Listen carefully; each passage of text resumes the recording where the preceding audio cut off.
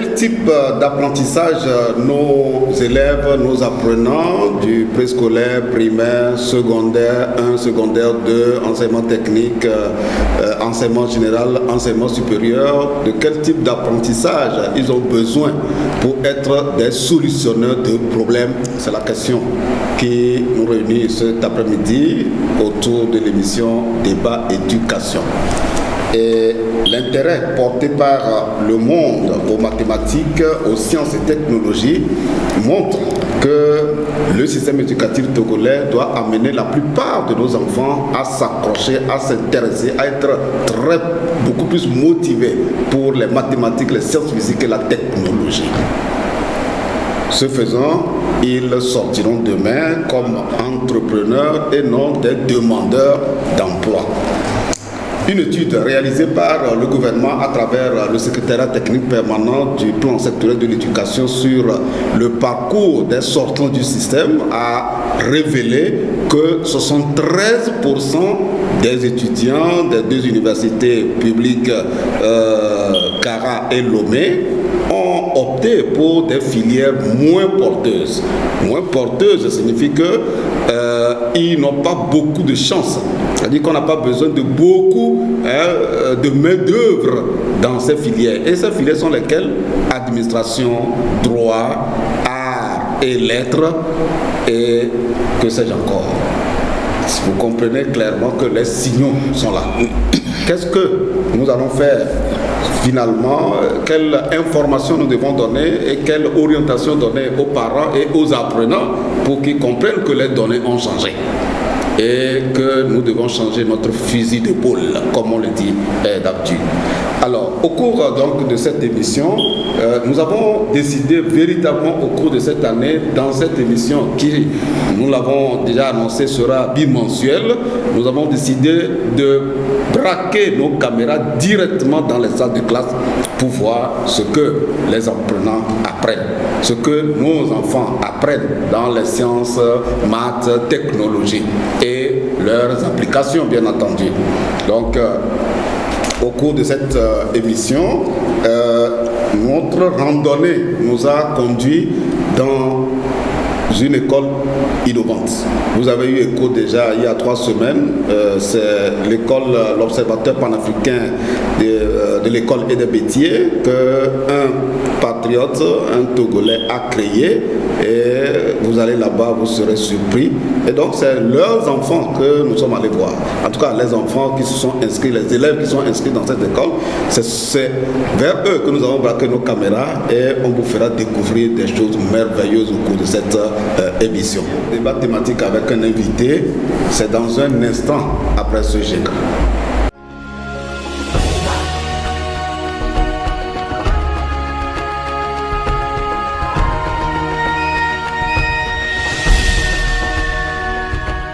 Alors, fidèles téléspectateurs, je reçois pour vous dans le débat thématique l'invité, M. Afanou, c'est lui le fondateur. On va le découvrir dans son parcours dans un instant. Dans son école, qu'est-ce que nous avons pu voir et que nous allons vous présenter au fur et à mesure que nous serons en train de dérouler cette émission? Eh bien, nous allons découvrir d'abord le fonctionnement de l'électrolyse de l'eau et ses applications dans la vie. On va voir une démonstration faite par un élève sur la poussée d'Archimède que nous on a appris par un schéma sur un tableau, puisqu'il n'y avait pas de matériel pour nous faire la démonstration, ce qui est d'ailleurs le cas même dans beaucoup d'écoles aujourd'hui. On va également évoluer jusqu'à voir un des élèves dans cette école qui a acquis des compétences techniques et technologiques à travers des programmes pour apprendre, pour mieux apprendre certaines leçons. Et on verra également la production ou la fabrication, j'allais dire, par les élèves et leurs enseignants de cette école, un feu tricolore, mais avec des accessoires qui permettent de répondre à des besoins précis, ce que nous ne voyons pas au niveau des autres feux rouges, vous voyez, et enfin le système de passage à niveau. Alors, voilà un peu le schéma, le programme, les points que nous allons développer au cours de cette émission. Alors, M. Afanou, bonsoir. Bonsoir Marcel Toyi, bonsoir tous les téléspectateurs de la TVT. Très bien. Alors, vous êtes basé en Belgique, puis vous avez fait presque 17 ans, ou même au-delà d'ailleurs. Tout à fait. Qu'est-ce que vous enseignez là-bas? Je suis à Bruxelles depuis un peu plus de 26 ans, où j'ai obtenu un diplôme d'ingénieur en électromécanique et puis j'ai fait un doctorat en sciences de l'éducation.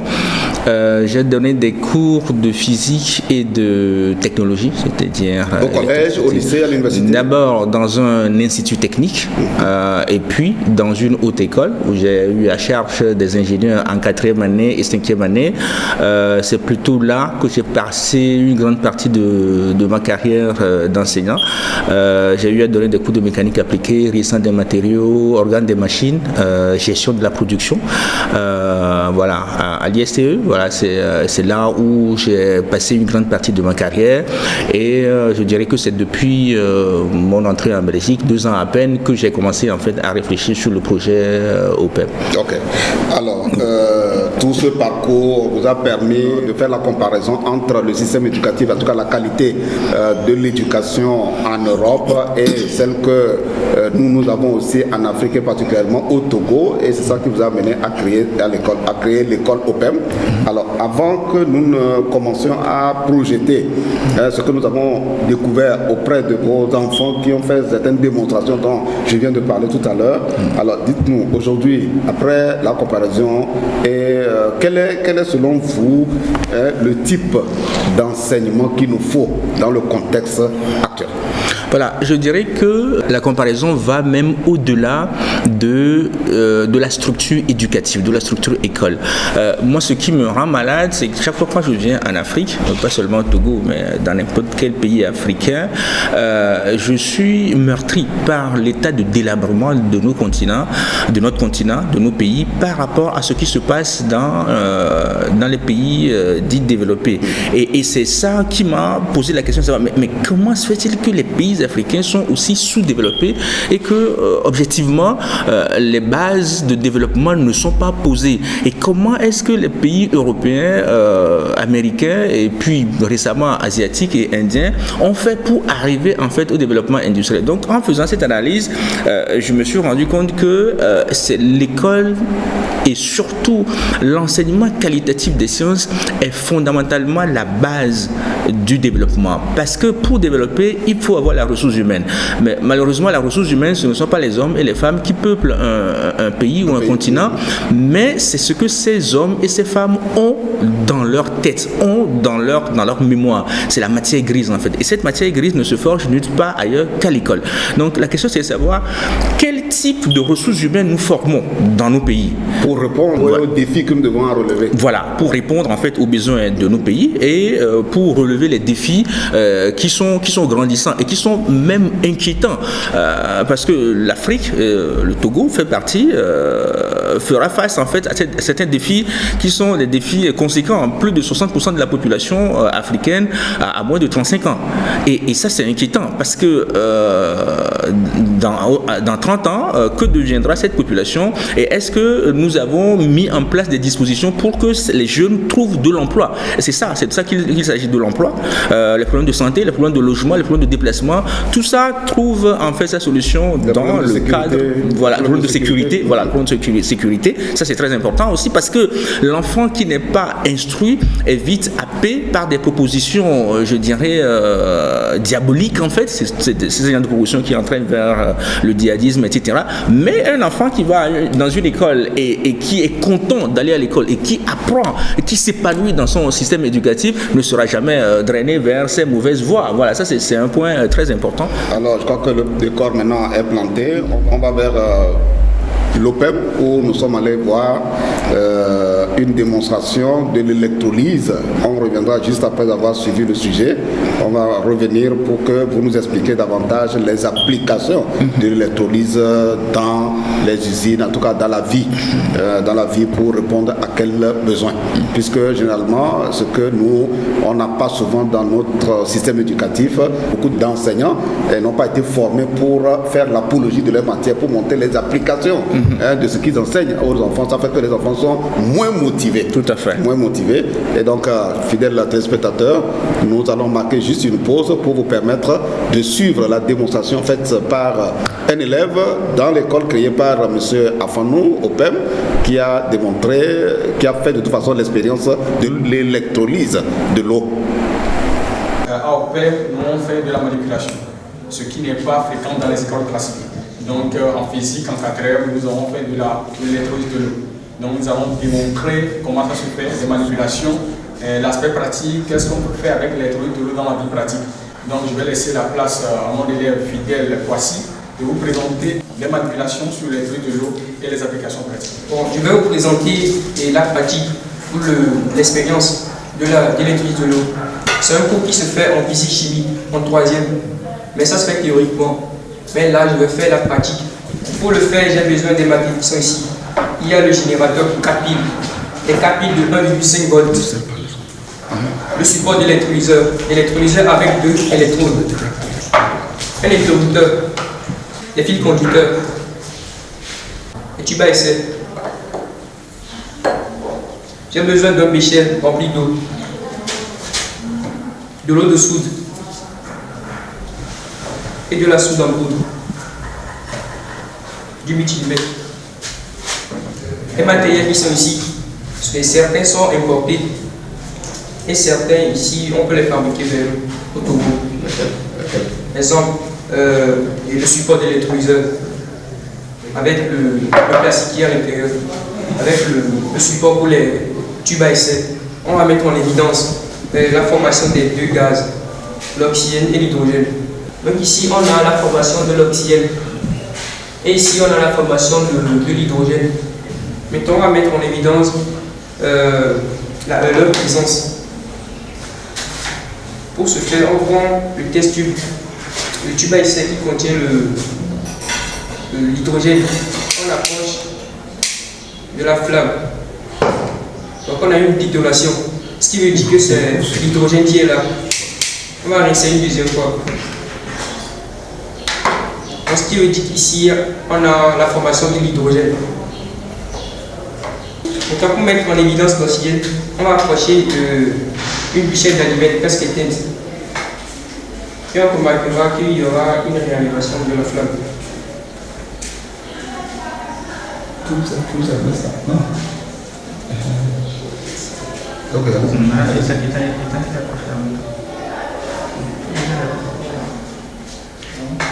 Ah oui, c'est ça. La flamme continue.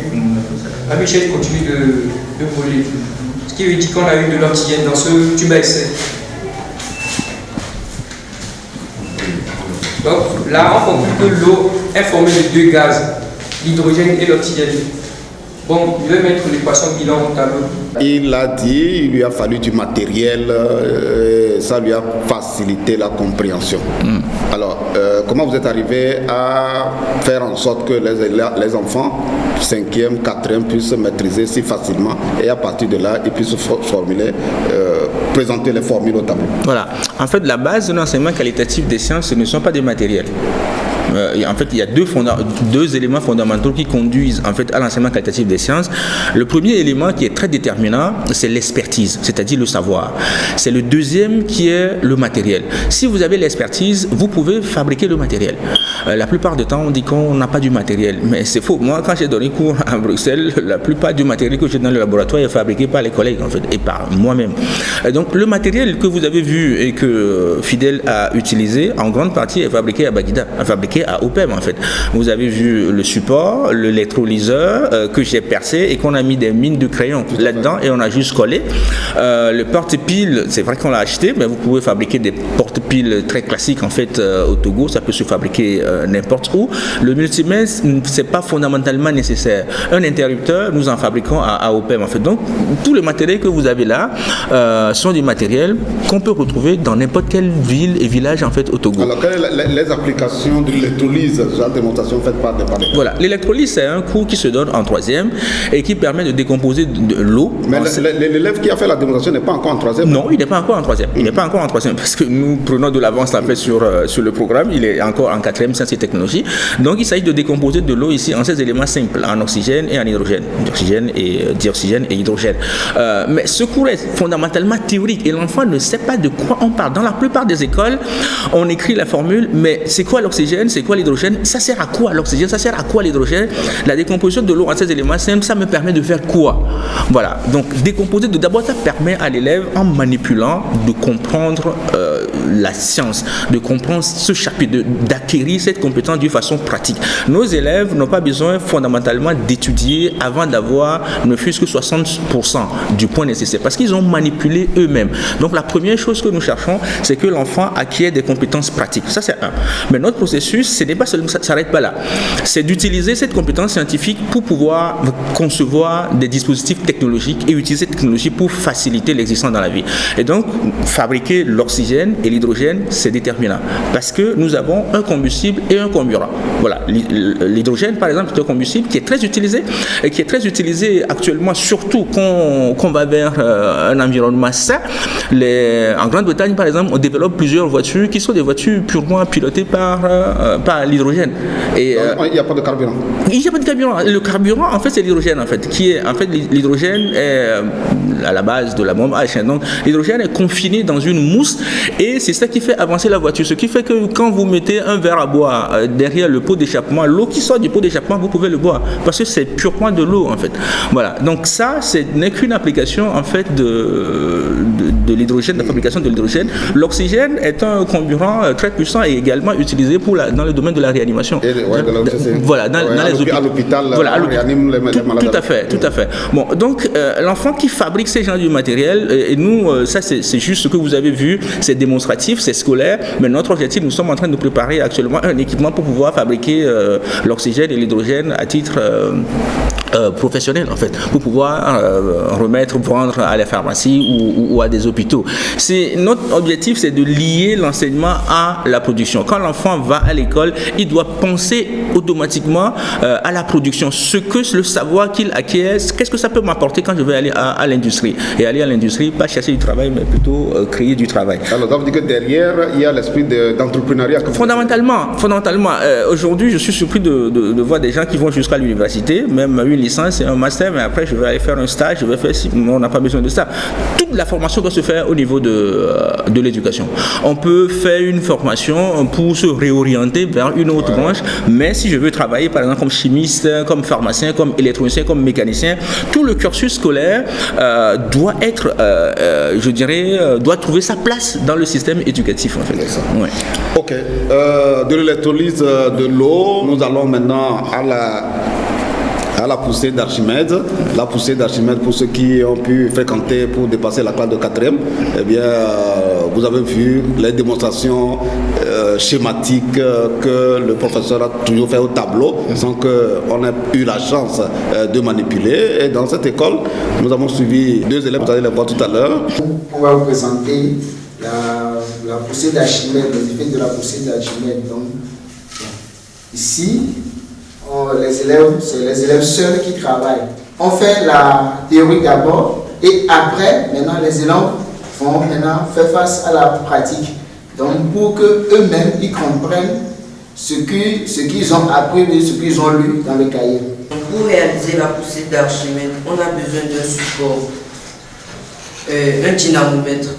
Le dynamomètre sert à mesurer le poids. Le poids est en newton. Si on a le poids newton,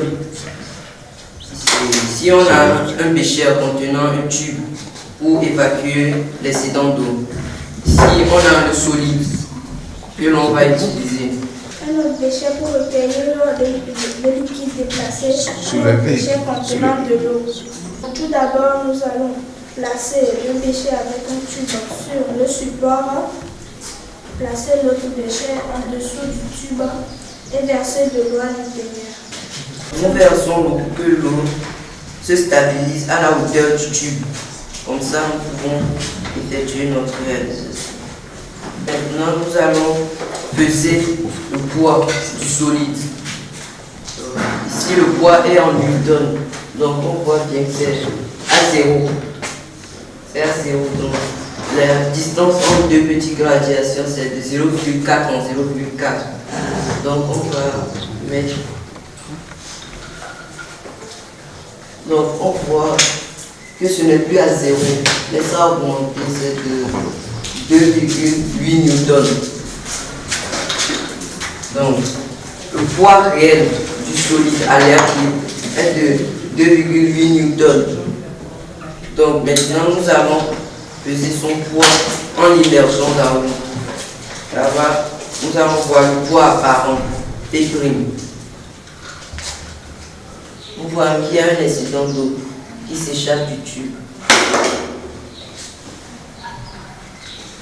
Donc nous allons attendre que l'incident d'eau coule. Après cela, nous allons voir le volume du liquide déplacé. Ici, on a le poids apparent. Le poids a diminué. Ce n'est plus 2,4 newtons, mais c'est 2,2 newtons. Donc ça, c'est le poids apparent, 2,2 newtons. Donc après que l'incident d'eau est coulé, on calculera la poussée d'Archimède.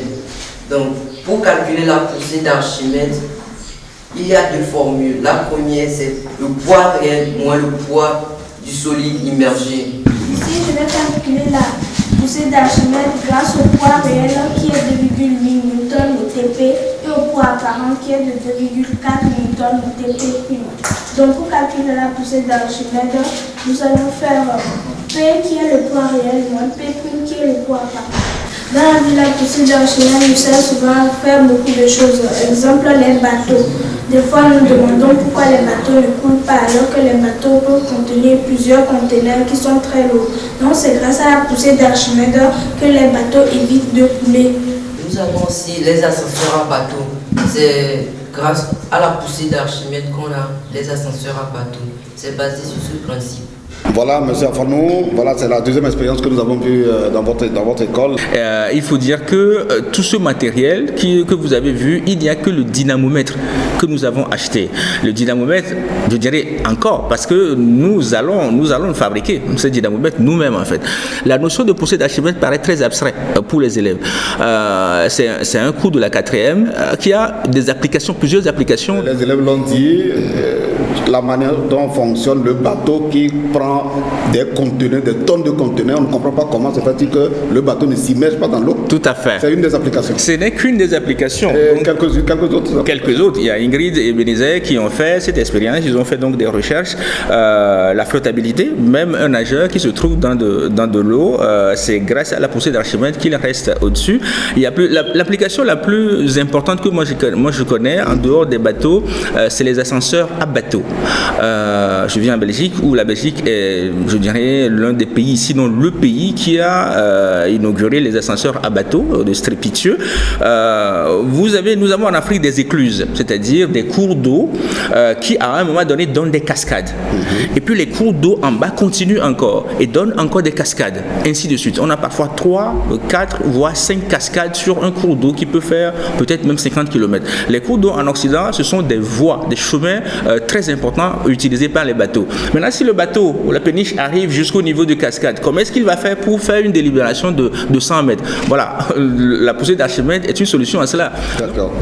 Est-ce que les professeurs viennent se renforcer chez vous sur tout le matériel que nous avons vu dans cette école-là? Oui, tout à fait. Nous recevons plusieurs professeurs, je ne vais pas citer des écoles ici, mais nous recevons plusieurs professeurs des lycées, des collèges, des sciences et technologies, sciences, physique, mathématiques, chimie, SVT, qui viennent de Lomé, parfois jusqu'à Théviers, suivre des formations pour mieux donner cours et aussi pour fabriquer du matériel que nous avons en fait à notre disposition. Ok.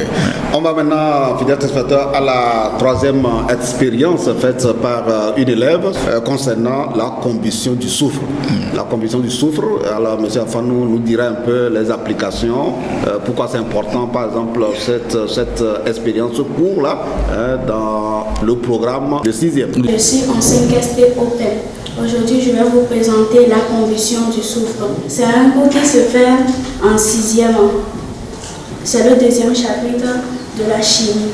Pour le faire, on a besoin de la solution de permanganate de potassium, on a besoin de l'eau, on a besoin du briquet à gaz, on a besoin du bocal, on a besoin aussi du soufre, et puis on a besoin du cache-nez.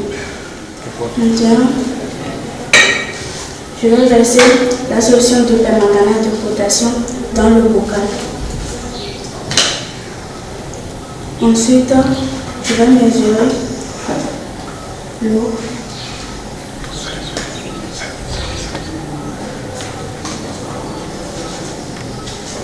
Ça donne 30 millilitres. Ensuite, je laisse dans le bocal. Ensuite, je prends le cache-nez. Je prends le soufre.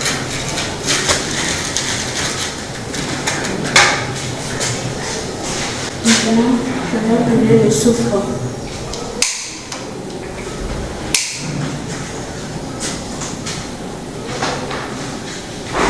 Ça dégage une odeur suffocante.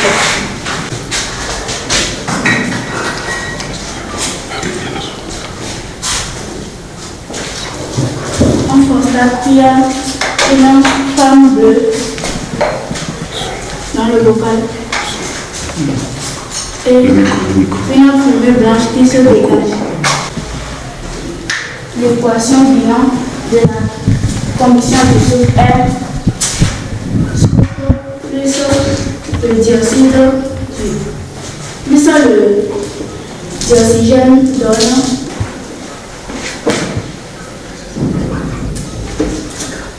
je constate que la solution de permanganate qui était brûlée est devenue claire et limpide. Cette expérience nous permet de voir s'il y a le dioxyde du soufre dans le bocal. On vient de le voir, la fille a fait la démonstration et on se rend compte que dans le bocal, après que le soufre est brûlé, eh bien, la couleur de l'eau a changé. Voilà, tout à fait. La démonstration que Octavia vient de faire est une démonstration qui en fait me pose beaucoup de questions. Parce que tout le matériel que vous avez vu là, 100%, ce sont du matériel qu'on peut fabriquer au Togo, trouver dans n'importe quelle école en fait au Togo. Et ça, je suis étonné que cette manipulation ne se fait pas dans les lycées, même pas dans les collèges en fait. Chaque école doit pouvoir disposer de ce matériel parce qu'il n'y a rien de particulier et de je dirais d'étrange à acheter à l'extérieur en fait pour ça. Mais l'autre chose, c'est que le soufre se vend dans tous les marchés. À 200 francs, vous avez du soufre en fait. Et le permanganate de potassium qu'elle a utilisé, c'est dans les pharmacies. Avec 300 francs, 400 francs, vous avez du permanganate de potassium également. Bon, nous avons un identifiant pour les gaz. On peut avoir plusieurs gaz, du CO2, du monoxyde de carbone, de l'hydrogène, de l'oxygène, du dioxyde de soufre. Mais ces gaz, comment les identifier? Comment est-ce que je peux savoir que c'est du dioxyde de soufre, ce n'est pas de l'oxygène, c'est de l'hydrogène, c'est du monoxyde de carbone? Donc, ces gaz ont des identifiants. Donc quand on a brûlé le soufre, dès qu'on a commencé la combustion, on met l'ensemble dans le pot et donc on a obtenu une fumée blanchâtre ou blanche en fait. Et on s'est rendu compte que quand on barbote un tout petit peu la fumée dans le permanganate de potassium se décolore.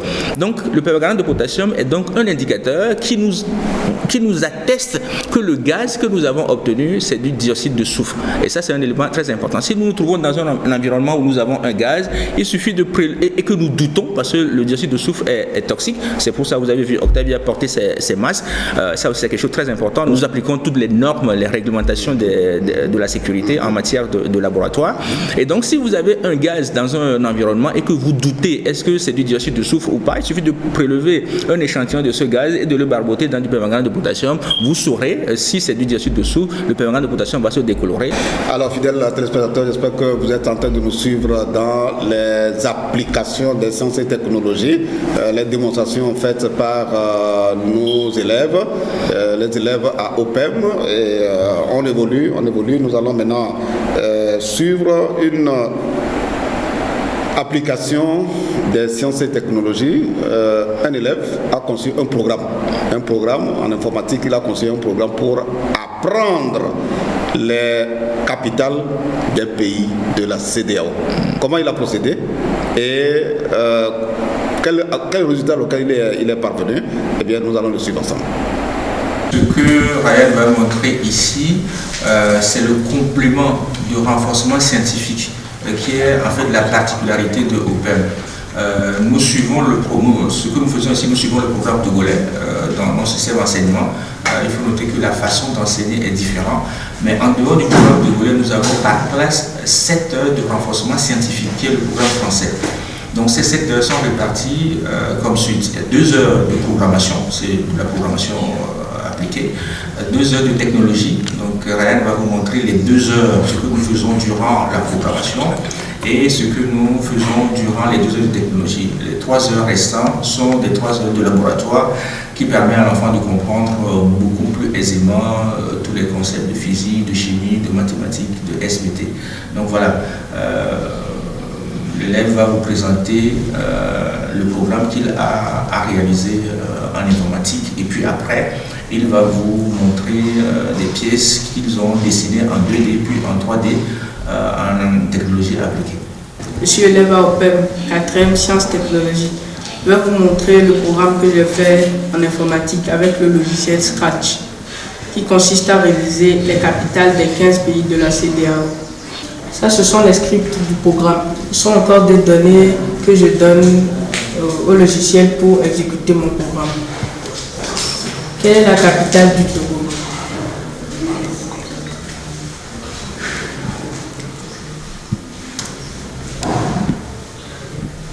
Quelle est la capitale du Bénin? Je vais faire exprès de fausser. Le programme, quand je fausse, le programme me demande de réessayer. Quelle est la capitale du Bénin encore? Maintenant, je vais encore fausser la deuxième fois. Je vais écrire Bénin encore. Désolé, tu as perdu, mais ta réponse est Porto Nouveau. Donc ça veut dire que le programme là-bas me corrige et ne me donne pas le point parce que j'ai donné une fausse réponse. Non, quelle est la capitale du Burkina Faso? C'est de permettre aux autres élèves de facilement réviser les capitales des 15 pays de la CEDEAO. Ça, c'est le logiciel AutoCAD. Ça permet de faire beaucoup de dessins, des dessins techniques, des dessins de pièces mécaniques en 2D ou en 3D. Ça, c'est une pièce qu'on a dessinée en cours de technologie à OPEM. Pour arriver à dessiner cette pièce, il faut d'abord apprendre à se servir des commandes et des outils en AutoCAD. En AutoCAD, il y a beaucoup de commandes et d'outils que vous pouvez voir ici.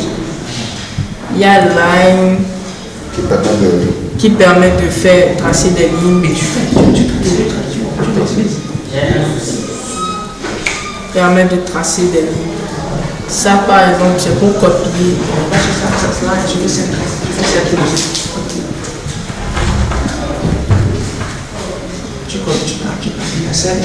Il y a cercle qui permet de tracer des cercles. Il y a aussi rectangle ici qui permet de dessiner un rectangle et tout ça. Il y a aussi quelques commandes ici. Par exemple, ça c'est pour faire bouger une pièce.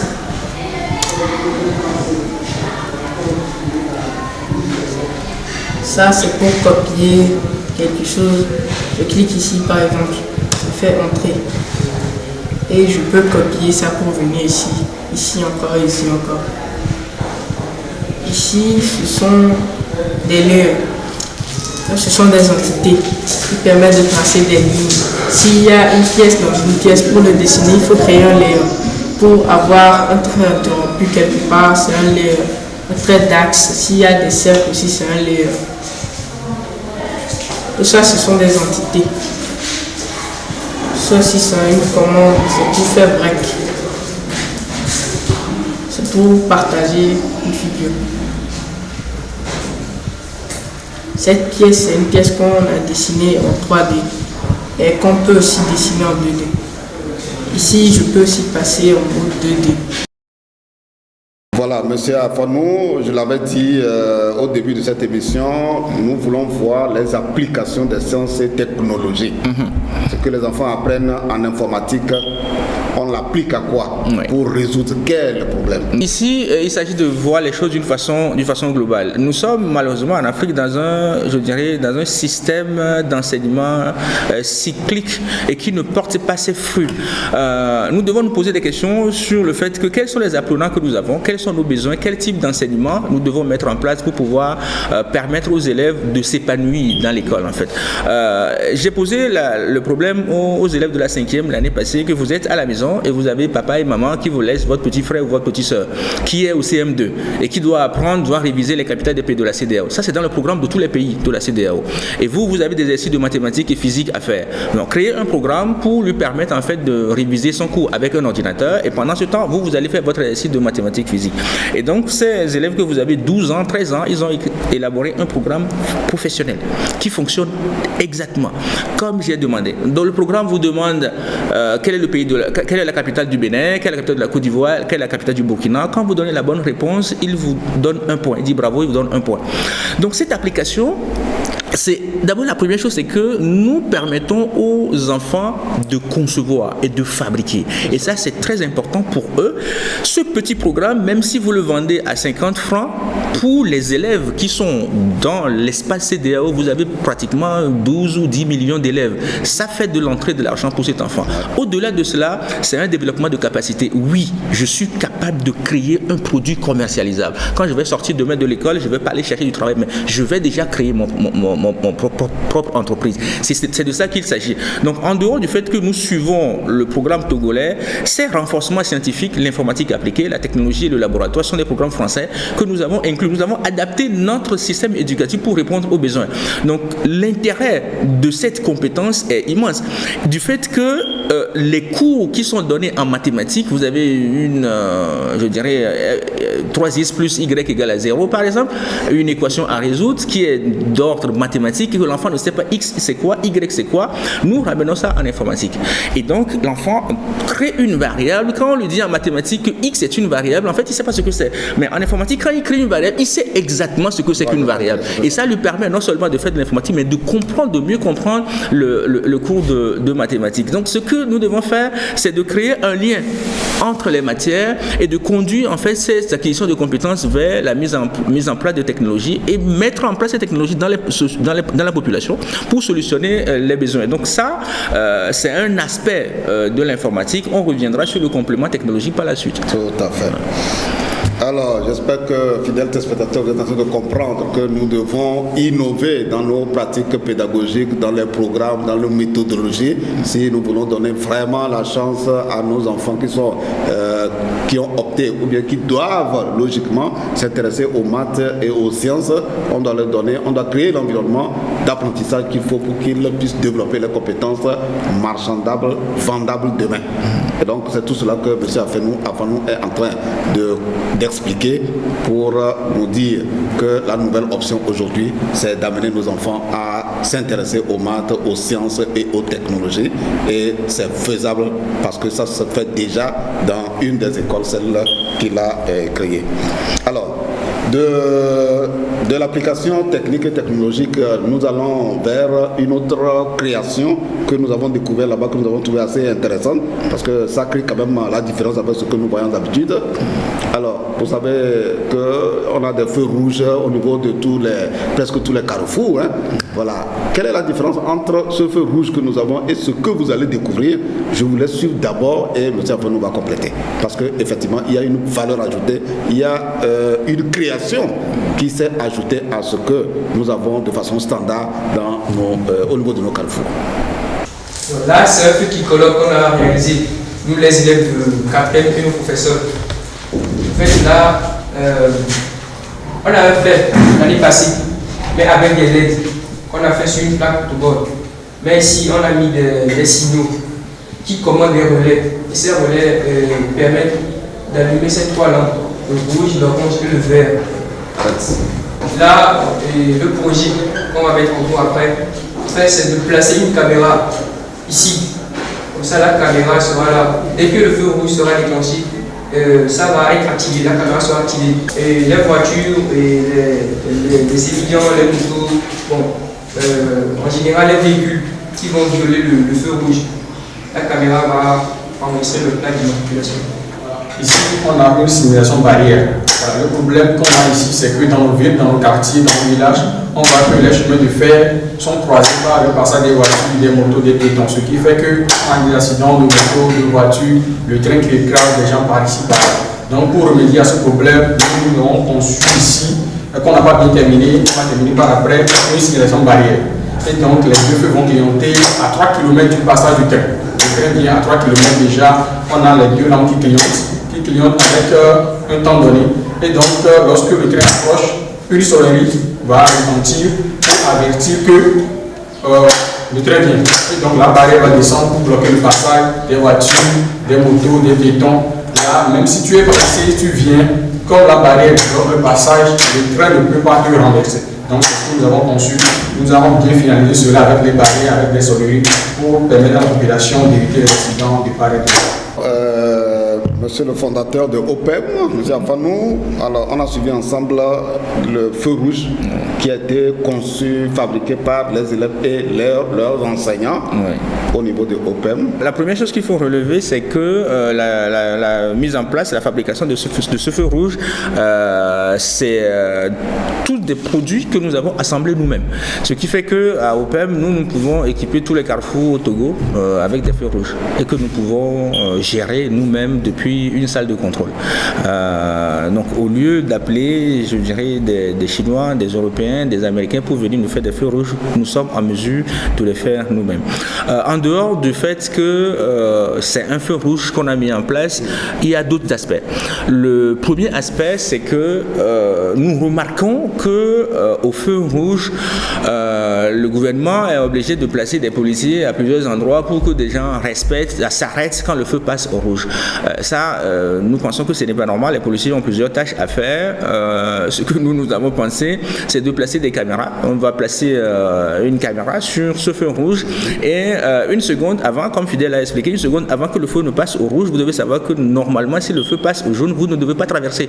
Voilà, le feu rouge, c'est pour la sécurité, ce n'est pas pour se précipiter à aller à un endroit. Voilà, donc une seconde avant que le feu ne passe au rouge, la caméra est activée et celui qui passe au feu rouge, donc il sera flashé et sa plaque d'immatriculation sera retenue et on met en place un système qui va envoyer les numéros de plaque directement aux services concernés. Nous, on est qu'un établissement, une équipe de chercheurs et les services concernés vont infliger donc une amende aux fraudeurs, malheureusement. Ce que nous faisons par ici, c'est pas de sanctionner, mais c'est de sauver les vies. C'est de faire en sorte que l'ordre soit respecté. Que les gens soient respectueux. Voilà, que des gens soient respectueux. Voilà, et que tout le monde respecte. Voilà, si je suis en retard, ou je suis souvent en retard, je dois régler ma montre pour pouvoir me réveiller tôt. Et quand le feu passe à l'orange, il faut s'arrêter pour respecter les piétons, les émigamans. Voilà. Le deuxième élément maintenant de ce feu rouge. Le deuxième élément de ce feu rouge, c'est que... C'est l'embouteillage, comment gérer l'embouteillage. C'est comment gérer l'embouteillage. Vous devez savoir qu'il y a des artères qui n'ont pas la même densité de circulation. Donc ces feux rouges sont connectés à notre salle de contrôle et en live, nous suivons le flux de circulation dans la société. Et quand nous regardons qu'il y a une artère qui est presque bouchonnée, voilà, au lieu que les policiers se mettent là pour faire la circulation, nous pouvons laisser le feu rouge, le feu vert pendant plus de temps, le temps normal, le temps qui est précis. On peut, sur base de 3 minutes par exemple, on peut aller jusqu'à 4 minutes pour faire circuler les voitures et puis après basculer sur le feu qui est sur la route perpendiculaire. Et ça permet de gérer la fluidité, la circulation depuis... Sans forcément la présence de... Sans forcément la présence... Non, sans forcément la présence d'un policier. On peut gérer ça, on peut augmenter la temporisation des feux à volonté depuis une salle de contrôle. Le troisième élément, c'est que nous développons des panneaux photovoltaïques qui doivent piloter ces feux tricolores pour que, même en cas de coupure d'électricité, des panneaux avec une batterie et un onduleur... Moi, je trouve ça vraiment très intéressant dans la mesure où le Togo s'est engagé dans le processus de décentralisation. Elle est effective déjà avec les élections législatives où les communes auront besoin de ressources pour fonctionner. Voilà. Et donc, si on met un dispositif comme ça et on inflige des amendes aux émidiamans et même aux voitures qui violent, eh ben, ça fait une rentrée d'argent. Ça fait une rentrée d'argent pour la commune et ça conscientise également. Bien, fidèles spectateurs, nous tendons pratiquement vers la fin de cette émission, mais nous allons retenir encore M. Afanou pour deux petites questions. Monsieur Afanou, nous savons que vous êtes un consultant aussi et vous travaillez avec l'Union africaine sur un programme de jeunes filles africaines aux carrières scientifiques. Oui. Qu'est-ce qu'il en est? Qu'en est-il exactement? De quoi il est question exactement? Oui, il faut savoir que, il ne faut pas avoir honte de le dire, il faut savoir qu'en matière de sciences, les filles sont plus précises que nous. Ça, il faut honnêtement le dire. Moi, je suis un homme, j'ai fait beaucoup de sciences. Dans ma carrière d'enseignant, j'ai rencontré des élèves filles, mais il faut savoir que des pilotes, des ingénieurs, des architectes, des médecins qui sont des filles sont plus pointus que nous. Ça, il faut le savoir. Dans plusieurs entreprises en Occident, on cherche des ingénieurs, mais on donne des priorités aux filles en fait. Voilà. Et malheureusement en Afrique, la fille est souvent dans le commerce, vendre des pagnes, des bijoux, couture, coiffure. Je ne dis pas que ce sont des sous-métiers, mais nous, notre objectif c'est de voir des filles pilotes, architectes, directrices de chantier, conducteurs des travaux, ingénieurs. Et ça, c'est des choses que nous avons mis en place à OPEM. Et donc, nous travaillons avec plusieurs structures, dont cette filiale de l'Union africaine, où nous développons la jeune fille africaine avec les carrières scientifiques. Nous commençons très tôt. Déjà dans les classes primaires, CM1, CM2, nous faisons des manipulations. Ils ont déjà la dilatation, ils ont les conducteurs, les non-conducteurs, plus lourds que, moins lourds que, c'est-à-dire on ne peut pas aborder la notion de densité. Donc ces manipulations, on les fait, on ajoute l'informatique, la technologie, on les fait déjà dans plusieurs écoles, ce qui fait que les enfants se familiarisent et prennent goût en fait de la science. Donc quand vous avez abordé dans votre introduction que 73% de la population universitaire à Kara et à Lomé s'engage dans des filières dans lesquelles la probabilité pour trouver l'emploi est faible, je pense que c'est parce que les mesures ne sont pas prises très tôt pour orienter en fait les jeunes et surtout les jeunes filles vers ces carrières. Et ça, c'est quelque chose que nous faisons à OPEM et nous encourageons vraiment les jeunes filles en fait à s'orienter vers les carrières scientifiques. Le temps imparti est déjà presque épuisé. Quel est le message que vous avez à l'endroit des enseignants, des parents, au vu des nouveaux défis concernant la motivation des élèves, la motivation des apprenants pour les sciences? Voilà, il y a deux choses. D'abord, les parents et les enseignants. Les parents, il faut dire que quand on met un enfant à l'école, c'est pour que l'enfant puisse demain se prendre en charge en fait. Donc, il faut penser à tout le processus qui conduira l'enfant à se prendre en charge. Malheureusement, les enfants arrivent, les jeunes arrivent jusqu'à un diplôme de licence et se disent maintenant je fais quoi? Et ça, c'est un drame parce que c'est une perte pour l'élève, c'est une perte pour les parents, c'est une perte pour l'État. Et donc, pour remédier à cela, il faut commencer très tôt la notion d'orientation. Nos écoles ne sont pas dotées de laboratoires, ce qui fait que quand l'enfant fait de la physique, il fait de la chimie, il fait de la mathématique, il fait l'informatique, on n'en fait pas en tant que tel, il ne sait pas en quoi il est bon. Donc, ce que je propose, c'est que les écoles disposent de laboratoires. Le laboratoire permet à l'élève d'identifier très rapidement en quoi je suis bon. Peut-être que je ne suis pas bon en informatique, mais en électricité, je suis bon. Je ne suis pas bon en mécanique, mais en physique, en chimie, je suis bon. Et donc, les enfants peuvent s'orienter. Donc, l'enseignement doit être un enseignement qualitatif. Nous devons arrêter de mâcher ce qui est déjà, je dirais, broyé, en fait, ou déjà mâché, et de redonner la même chose aux élèves. Et ça, c'est dépassé. Donc, en ramenant la qualité de l'enseignement dans le cercle éducatif, ce que nous gagnons est énorme. On sort avec des jeunes qui ne cherchent pas du travail, mais qui créent du travail. Ça, c'est un premier point. Le deuxième point, c'est vraiment encourager les enseignants à la formation. Nous organisons à OPEM régulièrement des formations au cours de l'année, durant les congés de Noël, durant les congés de Pâques. Même en cours d'année, il y a des profs qui viennent chez nous samedi pour se faire former en fait. Se faire former pour eux-mêmes, pour s'épanouir et pour apporter le meilleur en fait aux élèves. Merci M. Afanou, merci fidèles téléspectateurs. Nous sommes arrivés à la fin de la première partie, débat thématique avec un invité. Je vais me faire rejoindre par ma collègue Dodo Waré pour les deux dernières rubriques, agenda éducation et actu éducation. Dodo, bonsoir. Bonsoir, ma sœur. Bien, dans la rubrique actu Actu Éducation et Agenda Éducation. Vous avez des éléments de rentrée scolaire et puis des éléments pour nous annoncer les événements qui vont arriver en matière d'éducation dans le sous-secteur. Alors, qu'est-ce qu'on retient au niveau de Actu Éducation et qu'est-ce qu'on retient au niveau de Agenda Éducation? Démarrage ce lundi 16 septembre de la rentrée académique 2019-2020. Le ministre de l'Enseignement technique, de la formation et de l'insertion professionnelle a effectué une tournée dans les établissements publics et privés. Il s'agit pour lui de constater l'effectivité de la rentrée dans les écoles. Il se dit rassuré et invite tous les acteurs au travail bien fait pour une rentrée heureuse. Le droit à l'éducation ne se limite pas seulement aux enfants normaux. Ceux en situation de handicap notamment, ceux présentant des troubles mentaux et auditifs, jouissent également de ce droit. Les écoles spécialisées dans la formation de ces enfants ont également démarré la rentrée ce lundi 16 septembre. Nous avons fait un tour dans les écoles. Suivez.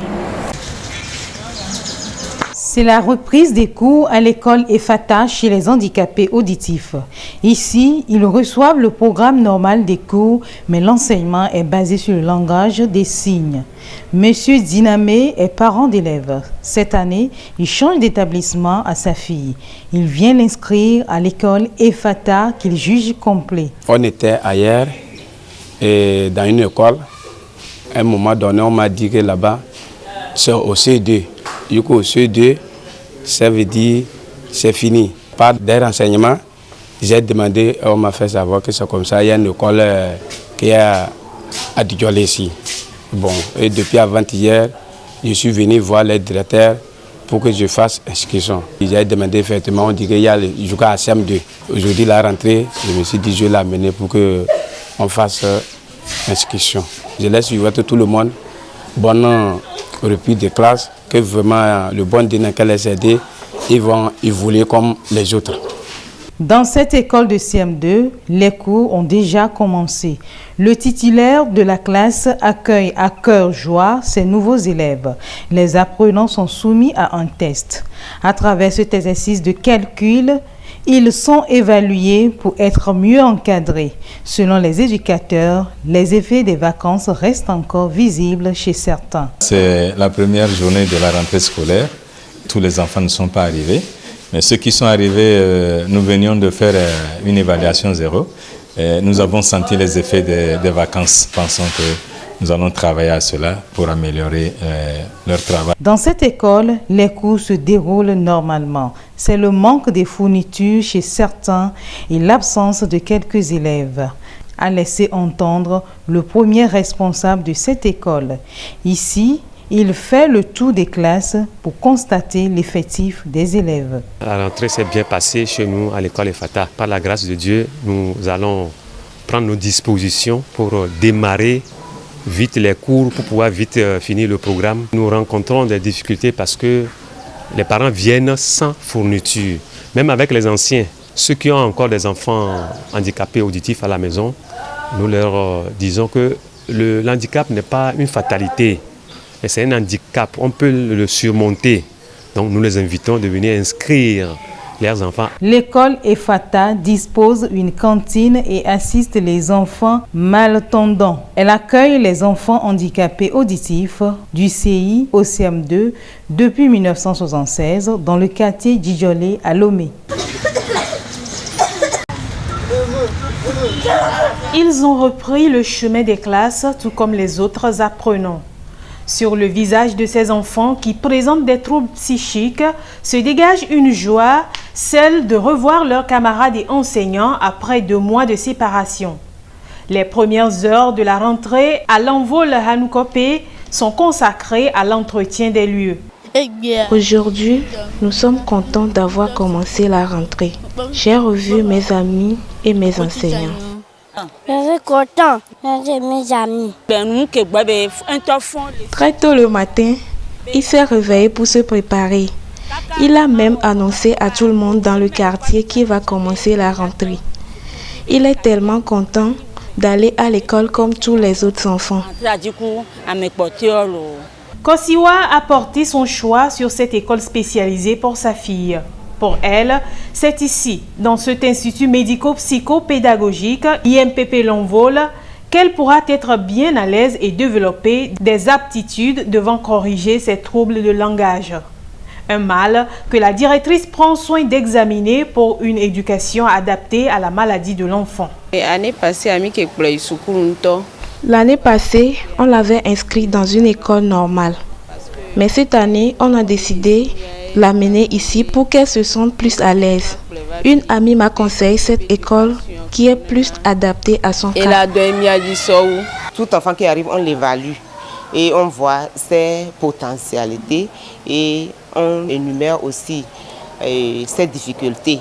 Et ce sont ces difficultés-là qu'on commence par prendre en charge. Nous avons un programme bien indiqué, mais on puise dans ce programme selon les enfants, les activités dont ils ont besoin.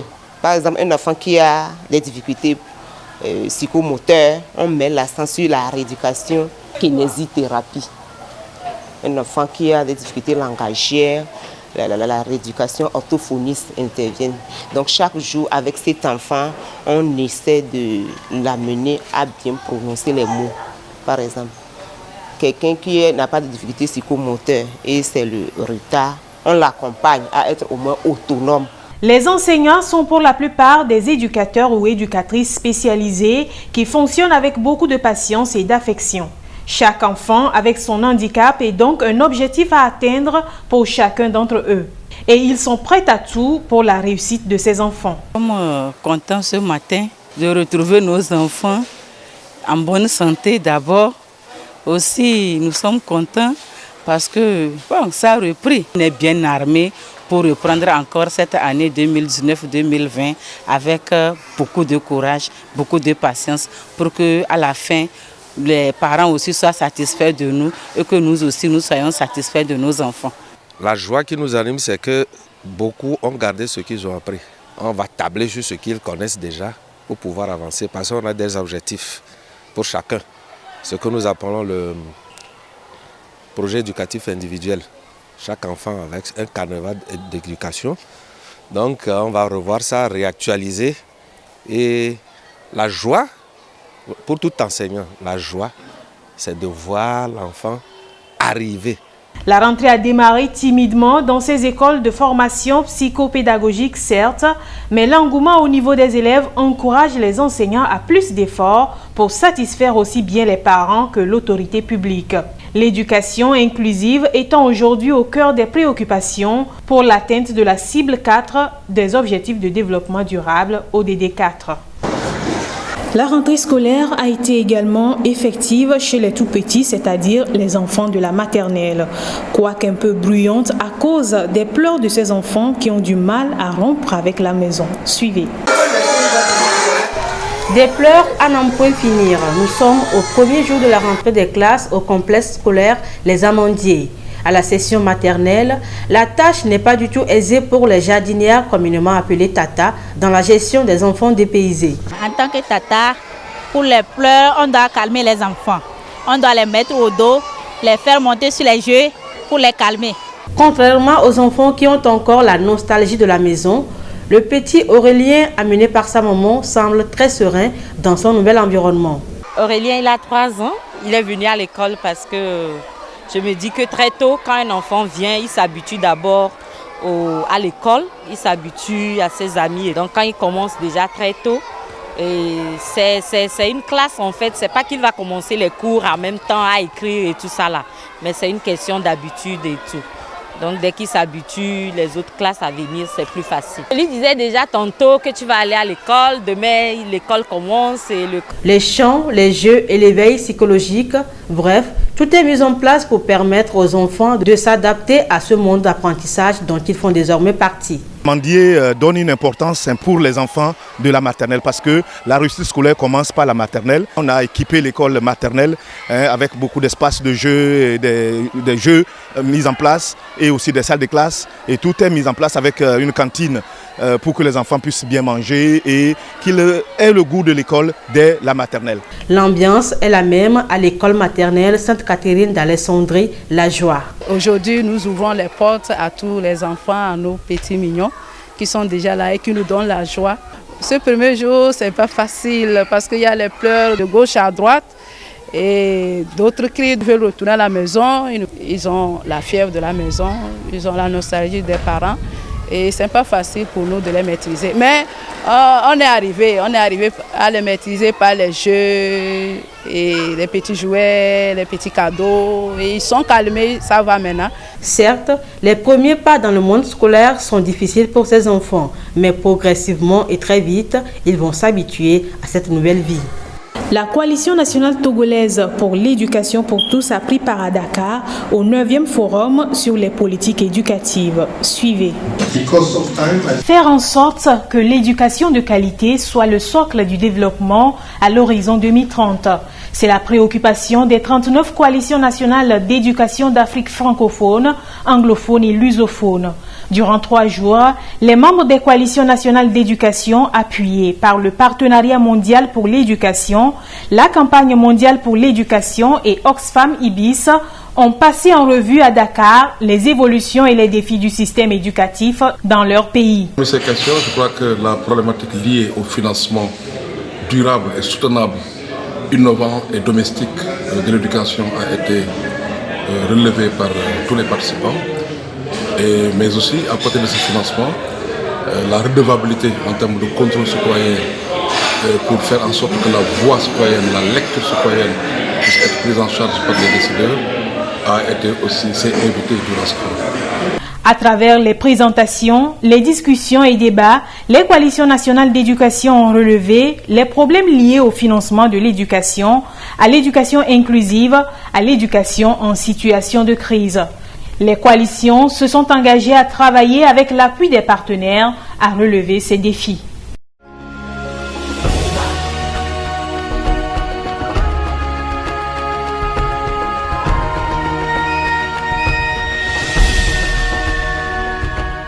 Et dans Agenda Éducation, retenez que le secrétariat technique permanent poursuit le processus de révision du plan sectoriel de l'éducation et d'actualisation des outils de planification sectorielle. Et aussi, le secrétariat technique permanent vient de réaliser la 2e enquête de suivi professionnel des sortants de l'enseignement technique et de la formation professionnelle. Le rapport de cette enquête sera finalisé la semaine prochaine pour être validé avant la fin de ce mois. Le 28 septembre prochain se tiendra à Kara au collège Chaminade une conférence suivie de débats sur le thème concertation familiale et réussite éducative des enfants. La rencontre sera organisée par l'association humanitaire familiale HF et va réunir parents d'élèves, directeurs d'école, enseignants et apprenants. Fidèles téléspectateurs, nous vous disons merci de nous avoir suivis. Dodo, merci pour avoir collecté toutes les informations dont on avait besoin. Nous espérons que la moisson sera encore plus riche au prochain numéro du mois d'octobre. Bye bye.